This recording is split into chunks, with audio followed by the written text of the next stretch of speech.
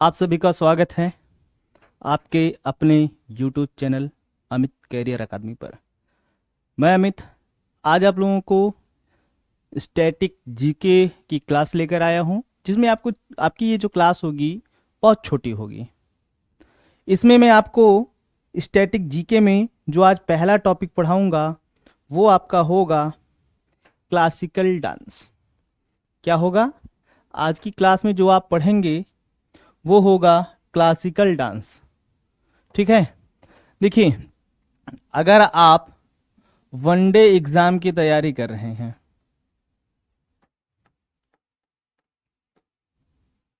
One day exams की तैयारी कर रहे हैं, ठीक है, चाहे आप एसएससी की तैयारी करो, चाहे बैंक में तो फिलहाल ये नहीं आता है, रेलवे की तैयारी कर रहे हो, रेलवे में आप एनटीपीसी ग्रुप डी जितने भी रेलवे के एग्जाम है उसमें आप यूपीएसआई यूपीपी जितने भी एक दिवसीय पेपर होते हैं, एक दिवसीय परीक्षा होते हैं, उसमें स्टैटिक जीके का बहुत बड़ा रोल होता है। ठीक है, स्टैटिक जीके बहुत महत्वपूर्ण है। तो शुरू करते हैं, बहुत ज़्यादा टाइम नहीं लेंगे। आज की जो क्लास होगी, आज की क्लास में आपको बताया जाएगा कि शास्त्रीय नृत्य, ये शास्त्रीय नृत्य होता क्या है। सबसे पहली बात तो ये कि भैया आप शास्त्रीय नृत्य किसे कहेंगे। कहा जाता है कि शास्त्रीय नृत्य में या शास्त्रीय नृत्य का उल्लेख शास्त्रों में किया गया है। क्या? पहली चीज तो आपको ये याद रखना है कि शास्त्रीय नृत्य का उल्लेख शास्त्रों में किया गया है।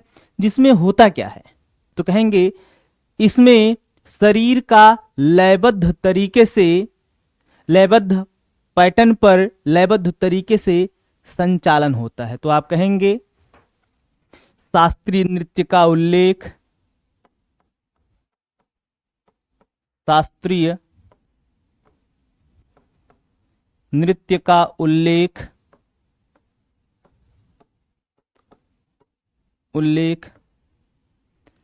शास्त्रों में है, शास्त्रों में किया गया है या शास्त्रों में है।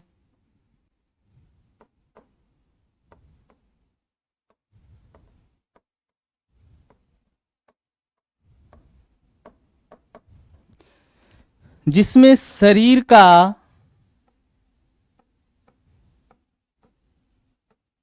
जिसमें शरीर का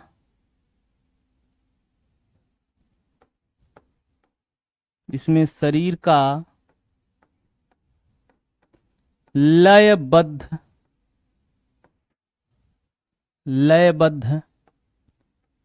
पैटर्न में, लयबद्ध पैटर्न में संचालन होता है।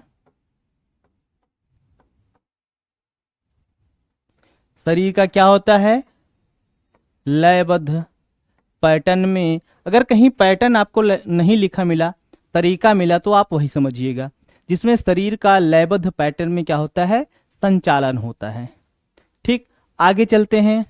हम कहेंगे ये शास्त्रीय नृत्य के जनक कौन है। ठीक है,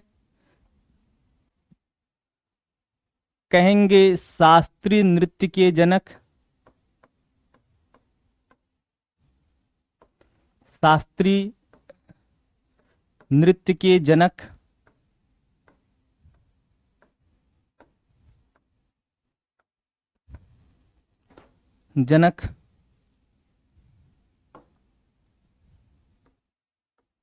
तो आप कहेंगे शास्त्रीय नृत्य के जो जनक हैं वो ऋषि भरत मुनि हैं। कौन है? भरत मुनि हैं। तो याद आपको रखना है, कभी कभी आपसे एग्जाम ये पूछ लेता है कि शास्त्रीय नृत्य के जनक कौन है। तो शास्त्रीय नृत्य के जनक कौन है तो आप कहेंगे भरत मुनि। ठीक, इनकी जो रचना है नाट्य शास्त्र, उसी में इनका उल्लेख है। तो इनकी जो कृति है, जो रचना है, वो नाट्य शास्त्र है।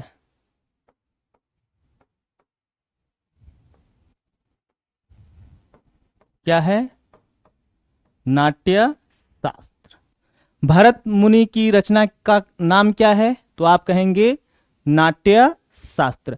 साथ ही साथ आपको सारंग देव का भी नाम मिलेगा। किसका नाम मिलेगा? सारंग देव का भी नाम मिलेगा।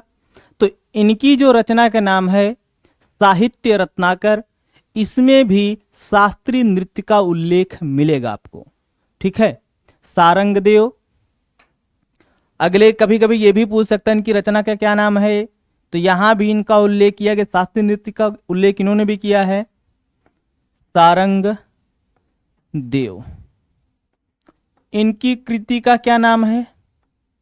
साहित्य रत्नाकर। साहित्य रत्नाकर। ठीक है, सारंग देव की कृति का क्या नाम है? तो आप कहेंगे साहित्य रत्नाकर। एक चीज तो ये हो गया कि शास्त्रीय नृत्य के जनक भरत मुनि, इनकी कृति या इनकी रचना का क्या नाम है? नाट्य शास्त्र। कहेंगे कभी कभी शास्त्रीय नृत्य के जनक सारंग देव को भी माना जाता है, इनकी जो रचना है वो साहित्य रत्नाकर है। एक तो ये हो गया कि पहले है। अब वर्तमान समय में कहा जाए कि आधुनिक साहित्य नृत्य के जनक कौन है, तो अगला आप लिख लीजिएगा, आधुनिक साहित्य नृत्य के जनक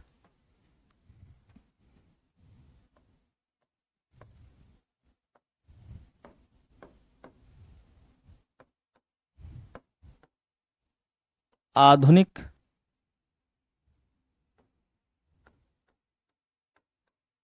शास्त्रीय नृत्य के जनक शंकर देव हैं। ये भी पूछा गया, इंपॉर्टेंट है भाई, याद रखिएगा।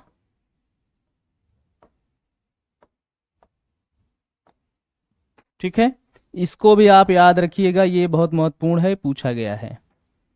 ठीक,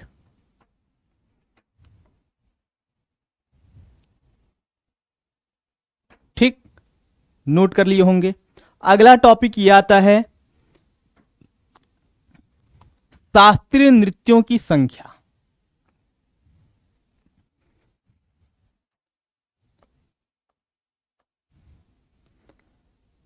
शास्त्रीय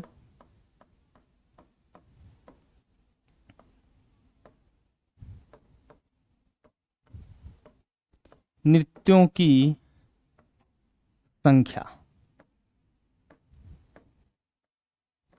तो हम कहेंगे शास्त्रीय नृत्यों की संख्या, ऐसे सिंपली कहना ठीक नहीं रहेगा।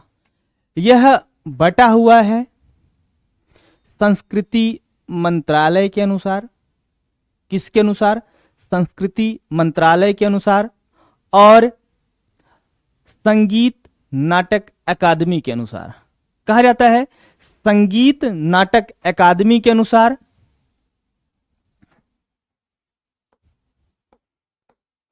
संगीत नाटक अकादमी के अनुसार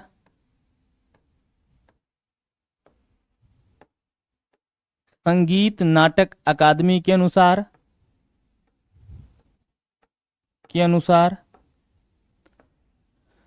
शास्त्रीय नृत्यों की संख्या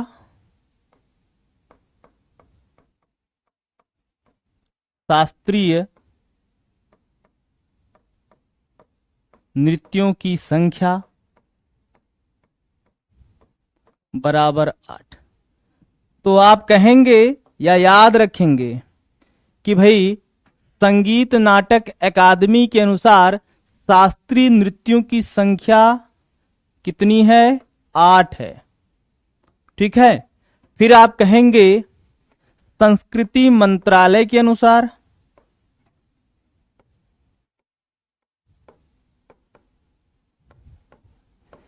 संस्कृति मंत्रालय के अनुसार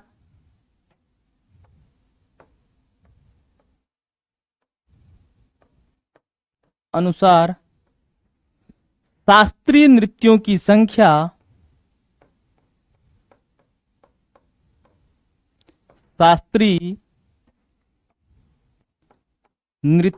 संख्या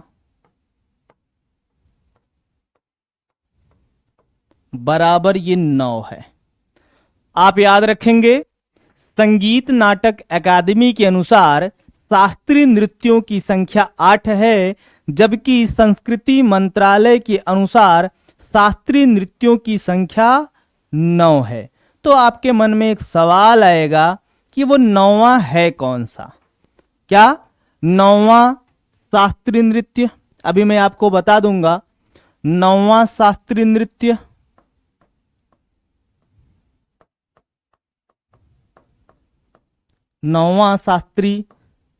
नृत्य, वैसे होता है छऊ। क्या होता है? छऊ। लेकिन अभी इसको मैं एक बार और बताऊंगा कि छऊ कहां सेलिब्रेट किया जाता है, और ये जो 8 हैं, ये 8 किस किस राज्य में सेलिब्रेट किए जाते हैं या किए जाते हैं। ठीक है, तो आगे हम आपको लेकर चलते हैं कि 8 पहले जो आपका ये संगीत नाटक अकादमी के अनुसार जो 8 शास्त्रीय नृत्य हैं वो कौन कौन से हैं। इसके बाद फिर लेकर चलूंगा संस्कृति मंत्रालय के अनुसार जो 9वां है वो क्या है। ठीक है,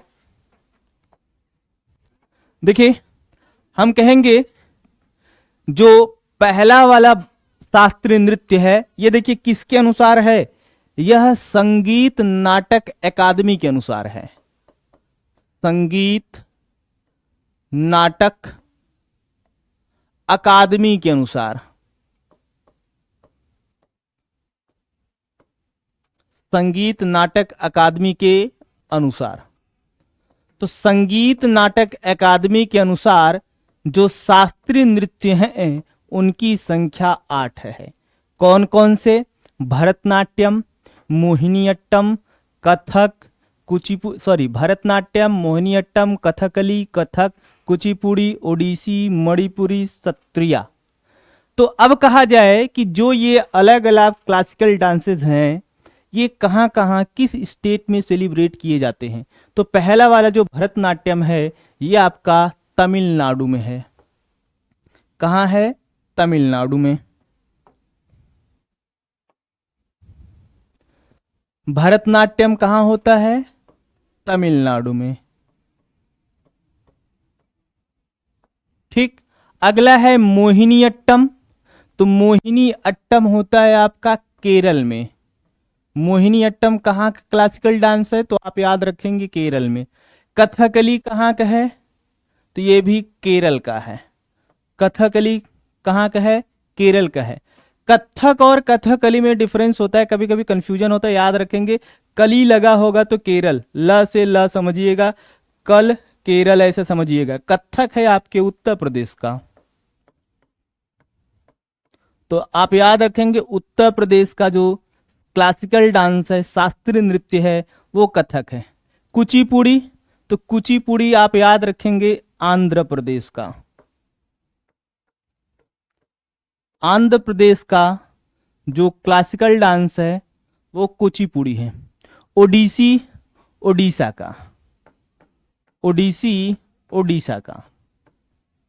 ठीक, मणिपुरी मणिपुर का। मणिपुरी मणिपुर का। सत्रिया असम का है। आप याद रखेंगे सत्रिया क्लासिकल डांस कहाँ का है? असम का। एक बार फिर से देख लीजिए।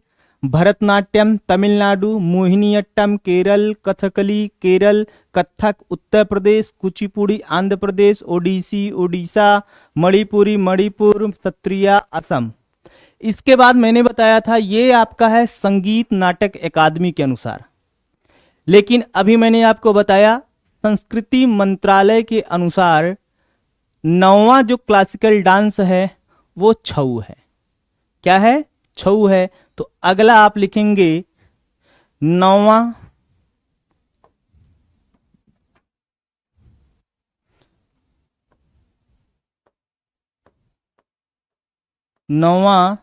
शास्त्रीय नृत्य।